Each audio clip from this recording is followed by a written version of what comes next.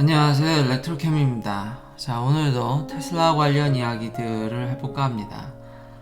구독자님께서 정치적인 얘기도 댓글에 남겨주셔서 역시 찾아보니까 전기차 법안이 인프라스트럭처 빌에 더 가깝죠. BBB Build Back Better Plan에 대해서 이게 역시 통과가 쉽지 않은 것 같습니다. 특히 여기에 이제 전기차 보조금 관련돼서 제가 처음에 예측했듯이 쉽지 않습니다. 쉽지 않아.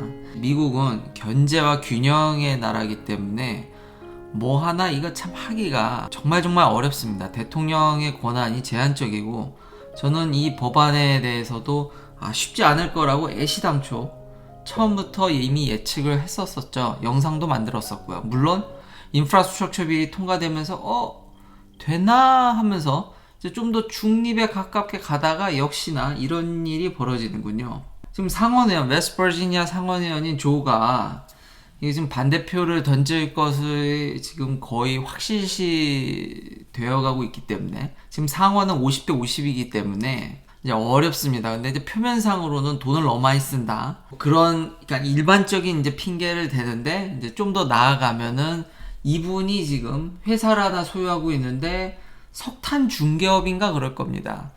그러니까 이런 친환경하고는 거리가 있죠. 그러니까 자기 어떤 재산에 이제 연관돼서 이제 반대한다. 한국 같았으면 난리가 났겠죠.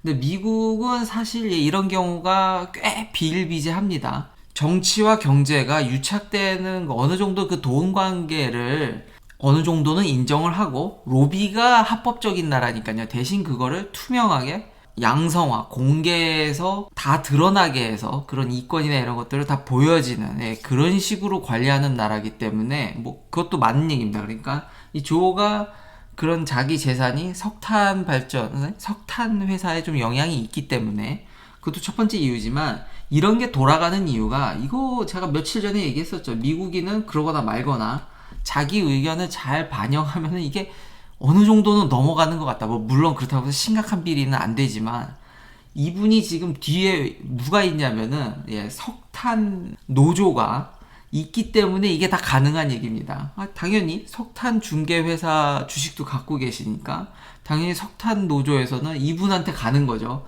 야, 저거 하면은 우리가 힘들어지지 않냐. 자꾸 친환경 가면은 자꾸 친환경이 석탄 발전도 줄이고 이러면은 우리 일자리 다 날아가니까 이런 분들이 뒤에 있기 때문에 이 상원의원을 지지해주고 있기 때문에 이게 이제 안 되는 거죠. 참 미국은 이래서 이게 모든 게 이게 균형과 견제와 이런 게 다 있어서 그리고 대통령의 권한이 생각보다 제한적입니다. 이러다 보니까 역시 예상대로 삐그덕거리고 그리고 이거 계속 기사는 막 나오지만 전기차 법안이나 이런 것들이 굉장히 딜레이가 많이 됐죠. 이건 제가 처음에 예측한 대로 미국 정치 구조가 이렇기 때문에 쉽지 않습니다. 쉽지 않아. 뭐 당연히 공화당이야 Build Back Better Plan BBB 쉽지 않죠. 이거 돈 많이 쓰는 거에 대해서 반대가 심하기 때문에 여기다 지금 Child Tax Credit까지 껴가지고 지금 얘기를 하고 있는데 여튼 저는 테슬라 채널이니까 전기차 보조금은 쉬워 보이지 않습니다. 근데 오히려 그러면은 더 잘 된 걸 수도 있죠. 일론 머스크가 얘기했듯이 보조금을 아예 주지 말라 그런 거니까. 그러니까 결국 처음에 한 번이니까 합의하기가 아주 무지무지 어렵습니다. 그 7,500불 결국 20만 대 캡이 있는 근데 이제 20만 대에서 딱 끝나는 게 아니라 그때 트리거가 돼서 이제 페이즈 아웃 되는 그런 보조금이 계속해서 그냥 유지될 것 같은 느낌도 없지 않아 있습니다. 루시드한테는 오히려 좋겠죠. 리비안한테는 사실 이 법안이 통과되는 게 더 좋긴 하겠지만 테슬라야 있으나 없으나 지금 워낙에 경쟁력이 좋으니까요. 루시드 같은 고가 차량도 결국은 그래도 중앙정부에 이게 주정부는 이미 싼 차로 이미 다 이동해 버렸기 때문에 그래도 7,500불의 보조는 계속 받을 것 같긴 합니다. 그러니까 상당 기간 기존의 법안인 이제 7,500불짜리 법안이 그대로 갈 확률이 좀 있습니다. 그 다음은 GM 얘기입니다. 테슬라의 경쟁사인 GM 얘기인데 자율주행에 관한 그러니까 GM이 크루즈를 소유하고 있죠. 근데 엄연히 다른 회사입니다. 그러니까 거의 자회사지만 주식을 다 소유해서 그래도 다른 회사인데 메리 베라 CEO가 크루즈 CEO를 사실상 해임시킨 것 같죠. 해임시킨 이유가 의견 충돌이 좀 있었습니다. 어떤 의견 충돌이 있었냐면 가장 큰 게 뭐냐면 크루즈는 전에도 제가 많이 얘기했지만 자율주행 택시 하는 회사입니다. 웨이모가 막 이렇게 선두를 달릴 때 그 바로 바짝 추격하는 회사가 이제 크루즈인데 지금도 굉장히 잘하고 있고요. 샌프란에서 이렇게 돌아다니는 것도 심심치 않게 볼 수 있더라고요. 좀 깜짝 놀랐는데 열심히 그 샌프란시스코 다운타운에서 테스트하는 것도 봤었고, 근데 GM은 이 크루즈의 자율주행 기술을 사실상 GM의 브랜드인 럭셔리 브랜드인 캐딜락이라든지 자사 브랜드로 기술을 트랜스퍼하는 거에 더 초점이 맞춰져 있습니다. 그러니까 테슬라를 대응하기 위해서 자신들의 전기차 브랜드는 현재 어쨌든 내연기관이든 차들의 자율주행 기능성을 강화하는데 거기에 초점이 맞춰져 있는데, 크루즈 CEO는 그거보다는 지금 더 노력을 해서 로보택시를 잘 비즈니스를 활성화시키는데 더 초점이 당연히 가 있겠죠. 그러니까 이 회사 CEO지 이걸 그냥 GM의 모든 어떤 기술을 제공하는 쪽으로는 아닐 텐데, 현재 워낙 테슬라랑 견제를 해야 되다 보니까 GM 입장에서는 야 빨리 내놔 이거죠. 빨리 나 지금 자율주행을 발전시켜야 되는데, 아무래도 거기 의견 차이가 큰 것과 이제 그 다음 의견으로는 이제 IPO, 아마 재정적인 문제에 대해서도 좀 의견이 갈렸던 것 같습니다. 하지만 제일 큰 거는 GM 입장에선 빨리 기술 내놔라. 아니다, 나는 로보택시를 더 잘하겠다. 이래서 결국 빨리 GM으로서의 그 테슬라를 견제하고 싶은 마음과 결국은 이렇게 해서 자회사의 CEO도 이렇게 물러난 게 아니라 좀 이렇게 경질된 것 같은데, 좀 삐그덕거리는 모습이 보이긴 합니다. 그래도 좋은 얘기는 소량이나마 생각보다 빨리 험머 EV를 지금 딜리버리를 하고 있다라는 겁니다. 그러니까 이런 거 보면은 GM이 나름 굉장히 노력을 많이 한다라는 거는 느껴집니다. 근데 내부적인 저런 문제들, 그러니까 노조 문제라든지 참 기존에 있는 문제가 참 산더미 같고, 또 이렇게 자회사로, 그러니까 여러 스타트업들이나 이런 것들 투자했을 때 그 또 의견 차이, 참 이 많은 문제들을 해결해 나가면서 나가기가 참 쉬워 보이지는 않는 것 같습니다. 그래도 베라 CEO도 참 대단한 사람인 것 같다. 그래도 이런 것들을 어쨌든 꾸역꾸역 다 모아가지고 끌고 나간다라는 게 그래도 좋은 소식은 지금 인도가 되고 있다라는 거는 굉장히 좋은 소식이고, 이런 풀사이즈 픽업 트럭과 험머에 대한 그런 브랜드 이미지 대량 생산만 되면, 그리고 좀 가격이 좀 낮춰지면은 괜찮을 것 같은 생각이 드는데, 일단 초기는 꽤 괜찮지만 물량이 소량이라서 제가 예전에 이건 좀 안타깝다라고, 그 부분은 좀 안타깝지만 그래도 생각보다 빨리 딜리버리가 돼서 이건 좋은 것 같습니다. 지금 다들 마음은 다 급한데 그 생각대로 잘 되질 않죠. 그 와중에 테슬라는 열심히 소프트웨어 업데이트를 하고 있습니다. 이제 헐리데이 업데이트가 이제 FSD 베타뿐만 아니라 참 이 회사는 이런 것들 보면 기능들이 참 대단한데요. 뭐 재미나게는 라이쇼라고 해서, 그러니까 이스터에그 형식으로 모델 X로 이제 막 반짝반짝거리면서 쇼하는 그런 기능이 있었는데, 이게 이제 모든 테슬라 모델한테 다 이제 업데이트 된답니다. 그리고 커스터마이저블 앱 런처, 드래그 앤 드롭으로 이제 앱을 막 바꾸는, 이제 정말 스마트폰에 더 가까워지는 이런 기능들, 원래 모델 S만 이게 지원이 되는데 다 모든 모델의 UI가 이게 좀 적용될 것으로 보입니다. 그러니까 앱을 좀 더 잘 컨트롤할 수 있게 자기 입맛대로 이제 바꿀 수 있는, 이거는 GPU라든지 더 나은 컴퓨터가 돼야지 이게 될 줄 알았는데 좀 확대 적용된다는 거는 환영할 일인 것 같습니다. 그리고 겨울철 Cold Weather Improvement라든지 이건 늘 하던 거고, 그 게임 업데이트, 계속 게임 업데이트 하고 있는데, 더 이제 주의 깊게 봐야 되는 거는 이 블라인드 스팟 카메라가 업데이트 됐습니다. 이거 현대 기아차에서 봤던 기능 같은데 그거랑 유사할 것으로 지금 생각이 되거든요. 어로매틱 블라인드 스팟 카메라라고 해서 이제 턴 시그널을 키면은 자동으로 이제 카메라가, 테슬라 카메라가 그 부분에 있긴 있죠, 하나가. 그래서 그 양쪽을 이렇게 보여주는, 진짜 이건 대단하다. 일반 아마 레거시 회사였다라면은 하드웨어도 업그레이드 해야 되고 소프트웨어적으로도 되게 힘들었을 텐데, 보기에 테슬라가 보기에 그 기능이 괜찮았던 것 같습니다. 현대기아차에서 이렇게 시그널을 키면, 근데 원래 한쪽 오른쪽이었나요? 혼다가 먼저 이제 키면은 이제 모니터에 그 블라인드 스팟을 보여주는 그런 카메라도 있었고, 이렇게 보여주는 게 아마 더 먼저 시작했던 것 같은데, 근데 훨씬 더 현대기아차가 제 생각에는 깔끔하게 더 잘 구현했던 것 같은데, 그 유사한 기능이 테슬라에 이렇게 들어온다라는 게 빠르고 이런 거 보면 진짜 대단하다. 이러니 경쟁 회사들이 진짜 FSD 베타뿐만 아니라 자율주행적인 측면뿐만 아니라 이런 것들 기능 업데이트 되는 것들이 무섭습니다.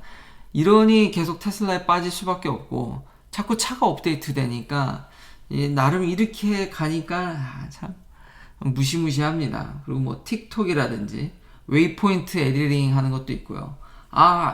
그리고 FSD 베타를 받으신 분들은 아직은 이 웨이포인트 에디링이 안 되는 것 같긴 합니다. 약간 업데이트가 좀 다른 것 같긴 합니다. 그리고 최근에 좀 뭐랄까, 제가 모델 Y는 FSD 베타인데 모델 3는 FSD가 없거든요.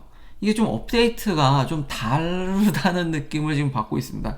모델 3는 계속 막 그냥 주기적으로 막 업데이트가 되는데 FSD 베타는 그러니까 이런 기본적인 OS 백그라운드가 업데이트가 안 되고 좀 더 베타에 더 치중되어 있는 느낌이긴 합니다. 그리고 대시캠 클립을 더 관리가 더 용이하게 이제 쉽게 또 지울 수 있는 소소하게 계속 이렇게 업데이트 되고 있고요. 뭐 맵이라든지 여러 가지 기능들은 계속 업데이트 되고 있습니다. 자, 그 다음은 트윗으로 4680 프로덕션 라인이 기가 텍사스에 이제 들어간 것 같죠. 뭐 이건 파일럿 프로세서를 계속 돌리고 있기 때문에 당연히 텍사스에서도 이미 이거는 익히 알려져 있던 거죠. 하루빨리 배터리가 생산되길 기대하겠고요. 왜냐하면 배터리가 이래나 저래나 제일 중요하긴 합니다. 이게 뒷받침돼야지 내년에 200만 대를 가지. 테슬라는 계속 지난 2분기부터 올해 2분기부터 이미 거의 생산량은 뭐 1밀리언 밀리언 단위에 이미 육박해 있습니다. 근데 거기 보면 조그맣게 파인 프린트로 이건 서플라이 체인이 잘 돌았을 때라는 얘기가 있는데 아마 제일 중요한 건 배터리죠. 아마 자체 생산돼서 당연히 서플라이 체인으로부터, 그러니까 배터리 생산 업체들로부터 잘 공급도 받아야 되지만 이건 배터리 데이 때 이미 얘기했던 겁니다. 자기가 생산도 해서 합쳐져서 이제 가는 거기 때문에 그렇지 않으면은 진짜 테라 단위로 그렇게 쉽게 점핑하는 게 그게 쉽지 않습니다. 100GWh도 쉬운 일이 아니기 때문에 여튼 그래도 차근차근 진행되고 있고 이게 드론 사진으로 보여지는 건데 그러게요. 저도 이런 게 좀 궁금하긴 했었는데 기사에 이미 조금 나와 있긴 하더라고요. 이게 테슬라 공장을 드론으로 이렇게 막 찍어도 되나? 옛날도 아니죠. 작년에 시큐리티 이슈가 있었는데 일론 머스크는 쿨하게 괜찮다는 듯한 얘기는 했지만 조금 염려스러운 부분도 하나 첨가하긴 했죠. 뭐 근데 그건 큰 우려는 아니라서 not coming right up to people이라고 했으니까 뭐 근데 이렇게까지 뭐 상세히는 그 정도는 아니니까 사실상 이제 허용했다고는 보여지지만 저도 이런 거를 이렇게 막 검사하듯이 이렇게 찍어도 될까 했는데 여튼 분위기는 상당수 별 상관이 없다. 그 덕에 저에게는 이렇게 4680 배터리 라인이 가는 것까지 요즘 드론 레졸루션이 전에도 제가 사이버트럭 얘기했듯이 이게 장난이 아니라서 이런 상세한 것까지 업데이트가 이게 다 숨길 수가 없어서. 근데 일론 머스크는 이것에 대해서 크게는 신경 쓰는 것 같지는 않습니다. 자, 이제 트윗들을 얘기하다 보니까 마지막으로는 스타링크입니다.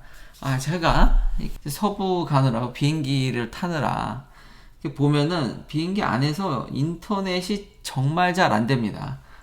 그냥 한 가지 미국 얘기를 쉐어하면 제가 이게 젯블루라고 저가 항공인데 진짜 거의 닭장에 가깝습니다. 그리고 저가 항공이다 보니까 싸다 보니까 장점은 싼 거죠. 단점은 그 무릎 공간 일반 이런 메이저 항공사 대비해서 그것마저도 몇 센치씩 줄여가지고 그러니까 좌석을 더 넣기 위한 거죠.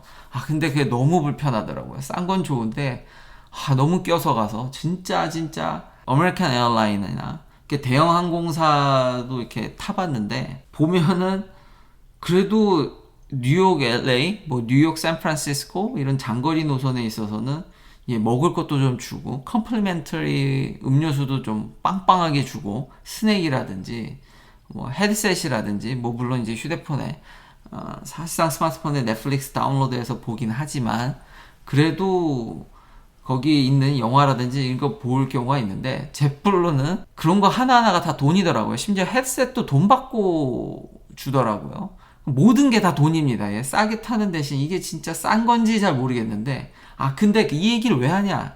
딱 하나 마음에 드는 게 있었는데 인터넷이 공짜입니다. 비행기 안에서 인터넷이 공짜여서 그건 진짜 의외였습니다. 그거 딱 하나 좋았거든요. 물론 당연히 엄청나게 느립니다. 그냥 이메일 정도 확인하거나 뭐 텍스트 보내는 정도지 이걸 뭘 할 수가 없거든요. 전에도 한번 이야기한 적이 있는데 이 스타링크가 지금 계속 항공사들하고 이야기가 되고 있죠. 그러니까 이 트윗에 대해서 정말로 제대로 이게 만약 스타링크가 제대로 깔린다면은 어떤 분이 저기 상공에서 아주 높은 데서 똥 싸면서 트윗도 할 수 있다 뭐 이런 얘기를 했는데 일론 머스크가 거기에 대해서 스타링크가 다 진짜 되면 그러면서 비디오 스트림이라든지 플레이 온라인 게임도 가능하다고. 그러니까 스타링크가 빨리 됐으면 좋겠습니다. 제플로가 딱 하나 그거 하나 좋았는데 그게 빠르지 않았다. 정말 느렸다. 물론 없는 것보다는 중요한 일들이라든지 이런 것들을 확인이라든지 뭐 처치할 수 있어서 정말 좋긴 하겠지만 뭔가 원활히 뭐 게임을 한다든지 넷플릭스를 본다는 건 상상이 아예 안 되는 거거든요. 근데 앞으로는 이런 스타링크가 보급이 되면은 일단 항공사들한테 큰 이득이 되지 않을까. 지금 돈을 낸다 할지라도, 그러니까 메이저 항공업체들은 사실 그 돈을 받거든요. 거기선 돈을 받더라고요. 물론 당연히 이제 등급이 높으면 좀 다른 얘기긴 하겠지만 받는데 속도가 그렇게 마음에 들지 않고 업체를 보니까 바이아셋이더라고요. 그 세틀라이트 통신하는. 근데 스타링크는 게임 체인저가 될 것 같다. 금방 이게 올 것 같기 때문에 비행기 안에서 원활한 인터넷을 기대해 봄직하고요. 열심히 스페이스X는 하루에 2번도 쏘고 있습니다. 팔콘 9으로 열심히 계속 지금까지 제가 찾아보니까 한 2,000개 좀 안 되게 쐈더라고요. 진짜 많이 쏜 건데. 근데 원활한 전 지구를 묶으려면은 10,000단위가 필요하거든요. 그러니까 아직 한 20% 온 거죠. 그러니까 빨리 스타쉽이 돼야지. 스타쉽으로 하면은 이제는 수십 개씩 올리는 게 아니라 수백 개씩 올리기 때문에 그리고 이렇게 하루에 2번 쏜다라든지 뭐 물론 다 2번 다 스타링크를 쏜 건 아니긴 하지만 하루에 2번을 이제 날리는 이제 우주에다 뭘 날리는 게 회전율이 참 놀랍습니다 정말. 자, 하루에 2번도 쏘고 이제 스타쉽이 된다 그러면은 이것도 파괴력이 무시무시하다라는 생각이 들죠. 그러니까 이런 랩터 엔진의 생산이나 그런 것들의 좀 대량 생산에 문제가 있긴 하지만 한편으로는 여전히 스타링크나 이런 것들은 잘 하고 있다. 그리고 좀 칩 쇼리지 때문에 딜레이가 됐지만 저도 좀 받게 되면 빨리 리뷰해서 올리도록 하겠습니다. 긴 영상 시청해주셔서 감사합니다. 내일도 테슬라 관련 이야기들로 찾아뵙겠습니다.